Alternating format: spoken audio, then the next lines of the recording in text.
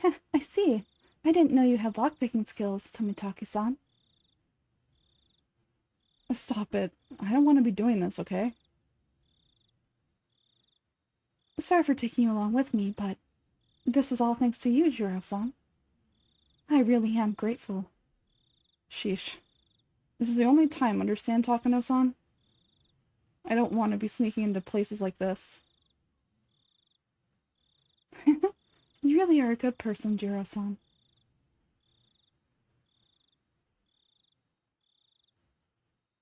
It's open. Thank you. At long last.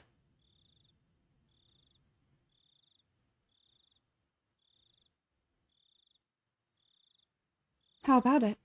Your accomplices too. You came all this way here, so why not come in and take the tour? It'll be a little field trip to a museum of precious cultural artifacts that conceal the secret history of Inamizawa. It's only open today. We're not accomplices or anything. Aren't you interested, though? Come on, let's take a peek. But we definitely shouldn't be doing this. This is a holy warehouse, isn't it? You said ritual implements, right? I really feel like we shouldn't go in. I'm a part of the Sonozaki family, so I have a good guess as to what we'll find in there. But I want you to see it too, Kei-chan. You want to show something to me?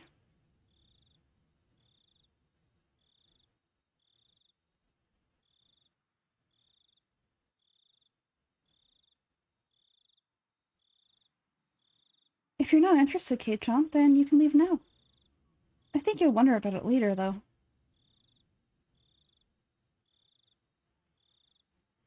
I'll keep watch here. Go in and check it out with them. I'm not too interested. But it might be pretty interesting for a young guy like you, Keiji-kun.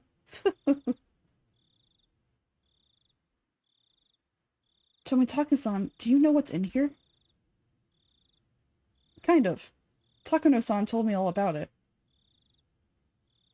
It must be a pain to have to go along with your companion's unique hobbies, huh?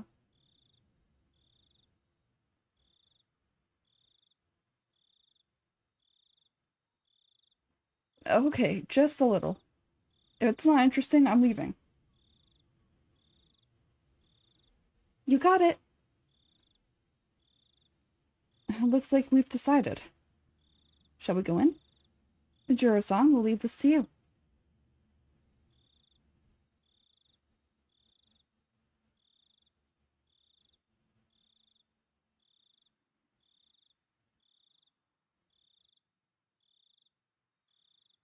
It's so dark in here. Everyone, take care not to trip over anything. I appreciate the concern. Okay, doorman, keep a good watch. We're shutting the door now. Man, alright everyone, have fun.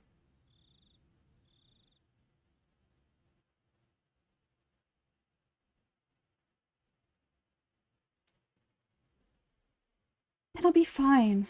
It's an outdoor lamp with backup batteries inside. It won't go out or anything.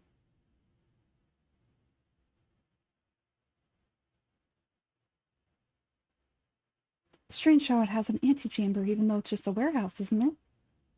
I believe it's set up this way so that you can open one door at a time. Never lie in the room with all the tools be seen from the outside.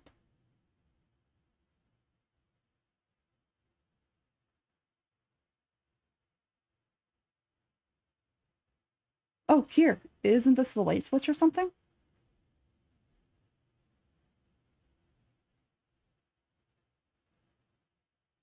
Don't!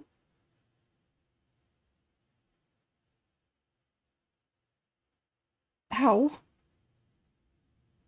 You can't, Kei-chan. We snuck in here, remember? If you turn on the light, it might give us away.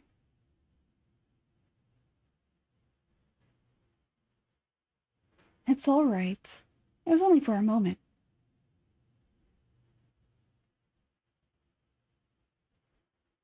Now let's go in. Here we go. There.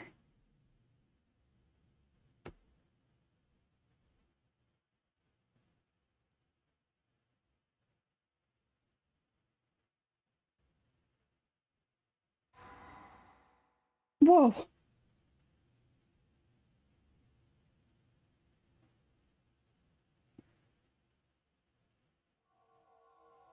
Oh, this is creepy as hell. That's the guardian god of Hinamizawa, Oyoshiro-sama. It's far grander than the one at the shrine. Oyoshiro. So this is the spirits protecting Hinamizawa. It looks like there are far more tools stored here than I thought, but this is so sad. None of them have been maintained. How unfortunate that they're in such a state.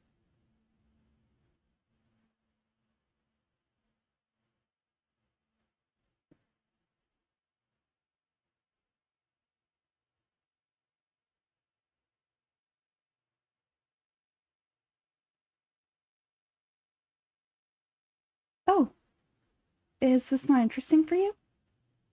I'm not into literature or art, so I can look at this stuff, but I don't really understand its value.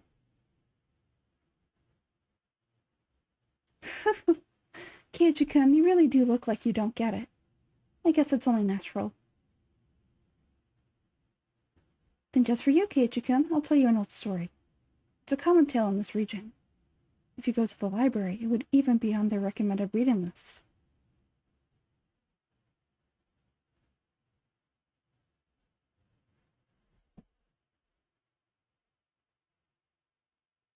Okay, alright, I'll read it.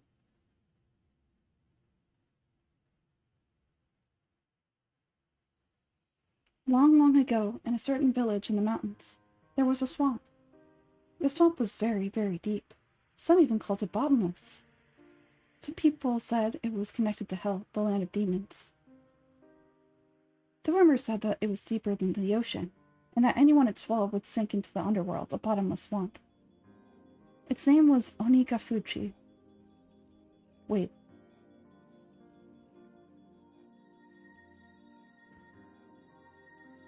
So then the village was Hinamizawa, right?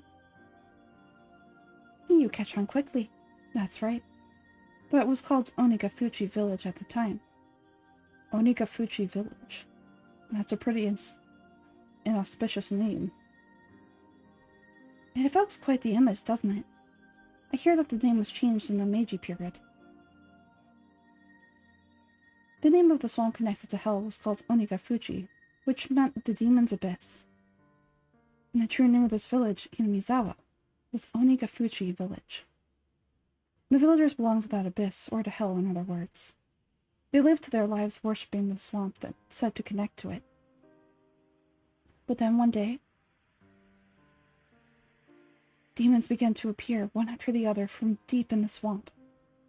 The villagers feared. The Hell was overflowing. The demons mercilessly attacked the villagers.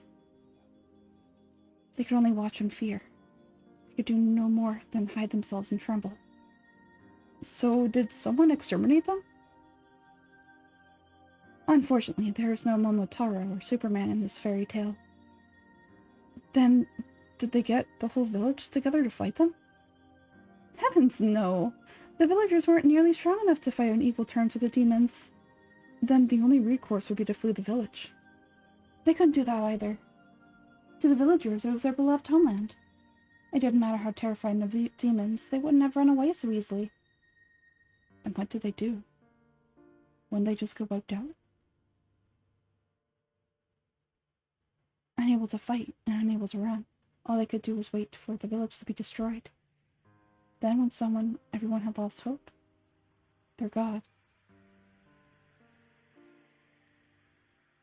Oyoshiro-sama, descended upon them.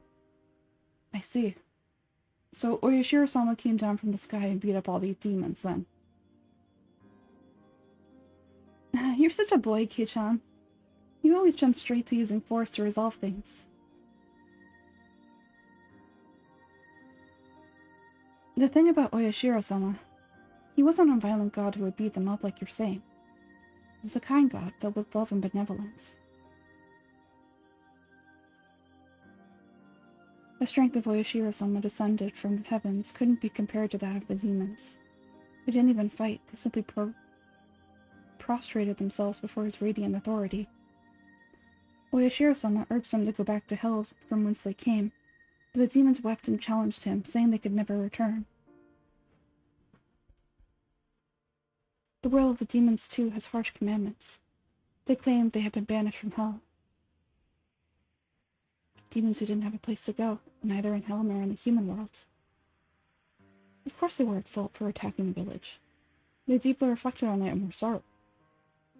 As villagers conversed amongst themselves, little by little they came to pity the demons, and, after talking with everyone in the village, they decided to live alongside them. A lot of fairy tales have then been exterminated, or driven away, but you don't often hear one where they live in peace. You're right. Demons are supposed to symbolize all evils. The story where they decide to live together with humans is certainly strange.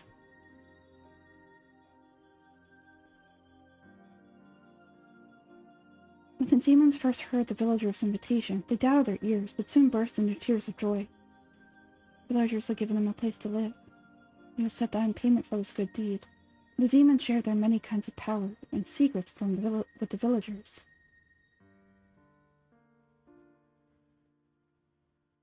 Oyoshiro-sama was very pleased with this happy exchange. He gave the demons the bodies of humans so that they would be indistinguishable from the villagers. He himself decided to stay on the surface and watch over the everlasting peace between them. A land in which man, demon, and god lived together.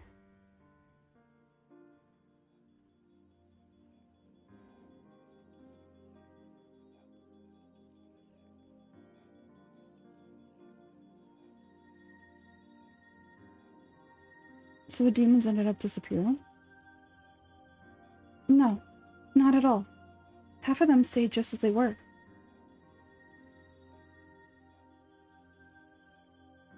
The story is the root of many derivative tales and pieces of fiction. It's the foundation, I mean. The basis. What do you mean by root? She means the part about the villagers having demon blood. What I mean is, all of the legends from around here are based on the premise that the villagers are descended from demons.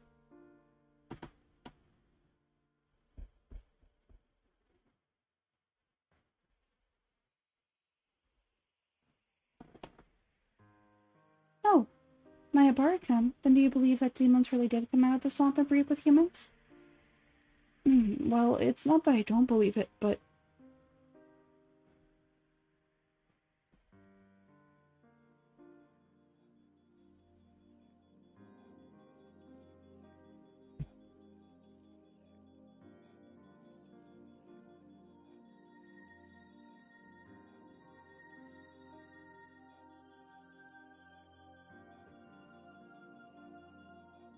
Oh, wow.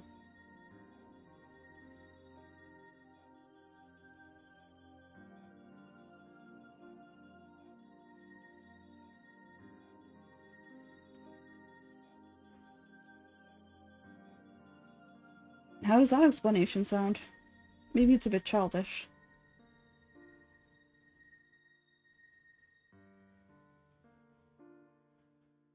It's not ridiculous. There are a lot of people who subscribe to the drifting foreigner theory. Even so, nobody actually knows what happened. Were they groups of foreigners who returned to banditry? Or were they really demons who had come from the bottom of the world? Then, Takano-san, which one do you believe? The truth of the matter aside, I'd rather believe the more fantastic explanation. It's more fun that way, isn't it?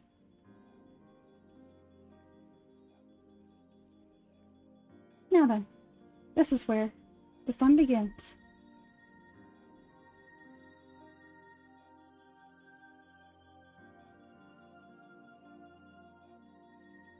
What's wrong, Shion? I'm sorry. Please don't worry about it.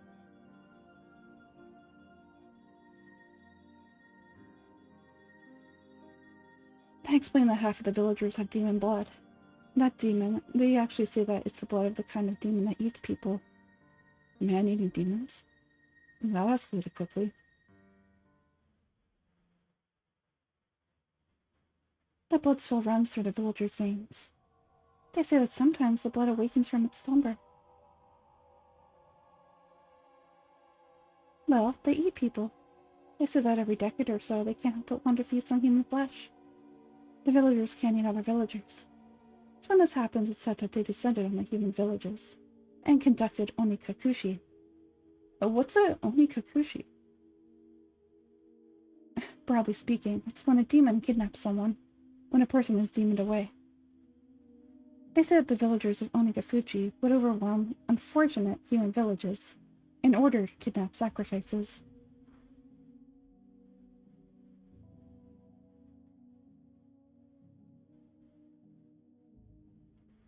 So they're no different from demons after all. What did Oyoshiro-sama do? Wasn't he supposed to be staying in the village and watching over them? Oyoshiro-sama knew about it, of course. Onikakushi isn't indiscriminate. The villagers apparently never kidnapped anyone other than the sacrifices decided upon by their god. In the text, it's usually 1 or 2 people.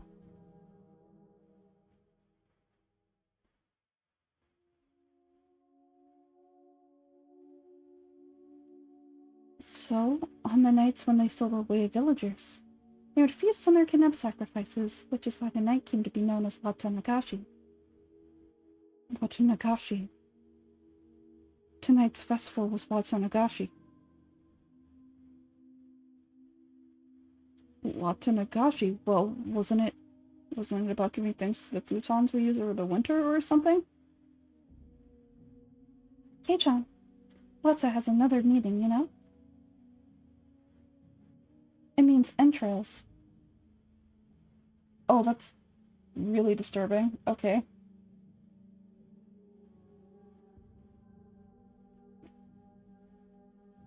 Entrails? Oh yeah, I guess that's true. Like fish guts. Wait, what?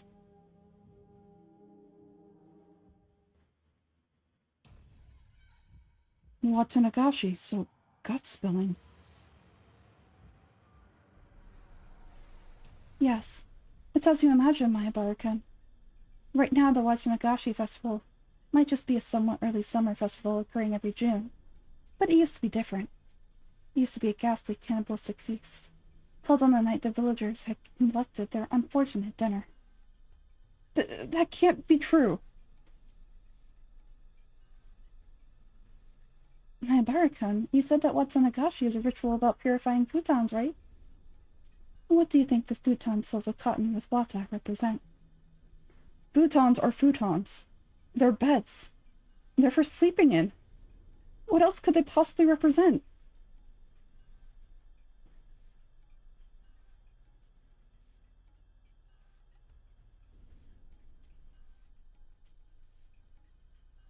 Why don't you think back to the offertory dance Rika-chan performed? Do you know what she was doing up there? No, I don't. I didn't even watch the whole thing anyway. Oh, Jesus! Shh! Kei-chan, you're getting too worked up.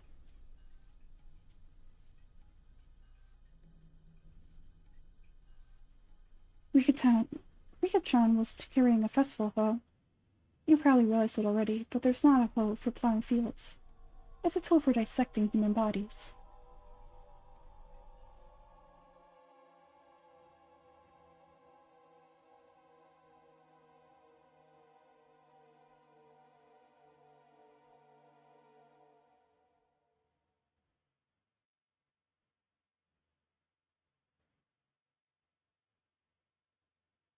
Broadly speaking, it was quite the bombastic ceremony, where they'd rip out the guts and throw them into a basin. And then the ritual was over. It's thought that afterwards the villagers, each with a different role, dismantled the flesh piece by piece and feasted upon it.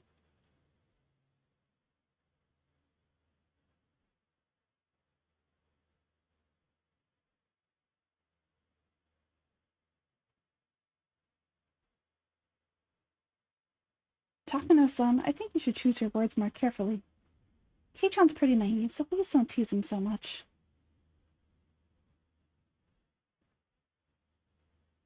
I'm sorry, I thought you'd like a story with that kind of shock value, since you're a boy. After hearing all that, did you figure out what kind of stuff is in the storehouse, Kei-chan? See, look.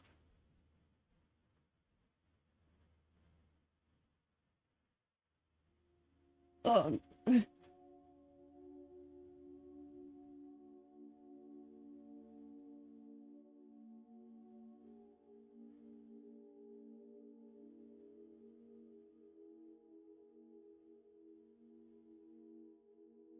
These sort of things, they're printed realistically in the literature of Germany, capital of the medical world.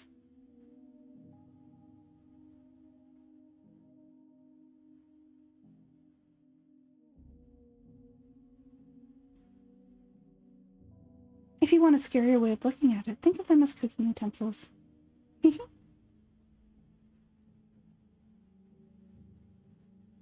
Look!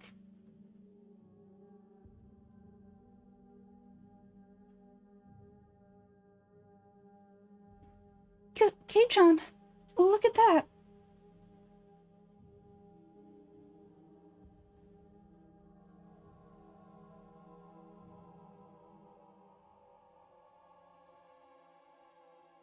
It's probably a chopping block. I think you'd strap the sacrifice down to prep them for eating.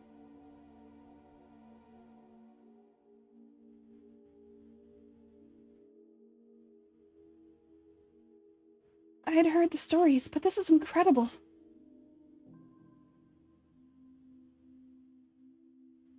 There's still more. How about it? More fascinating than the wax museum, isn't it?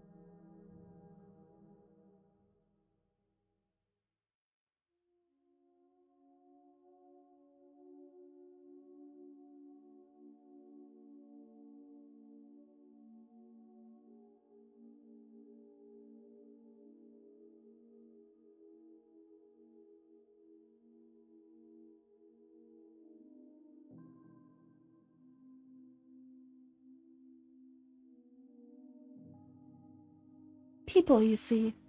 Most of these wouldn't kill them, if used properly.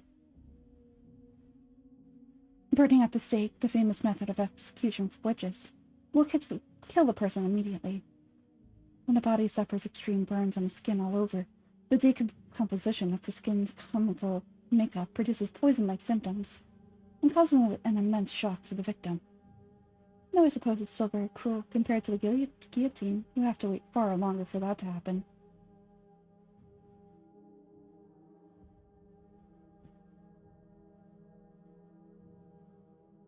Takano-san is a nurse. Oh, and also, there was a method of execution in ancient Rome where they would grill the person. Just like a barbecue. They would cover the person in wire netting and slowly cook them over a charcoal fire. That's what it was like. Apparently they wouldn't die too easily for some reason. According to one source, even if they roasted one person on the side of a person to a crisp for an entire night, they would still be conscious and able to speak fluently.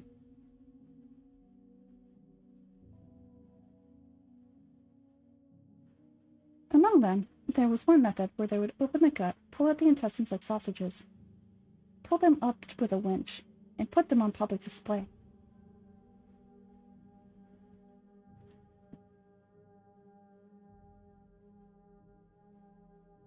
You would think someone with their intestines pulled out would die instantly, right?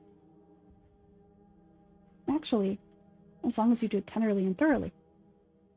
It's apparently possible to pull them all out while the person is still conscious. The pulling them out with a winch was rather exaggerated method. In a more barbaric way, they might slice open the gut, then cut the intestines out and throw them everywhere. It's quite imaginable that they did dreadful things like that too, isn't it? However, those being put to death are conscious. It must be far more terrifying than painful.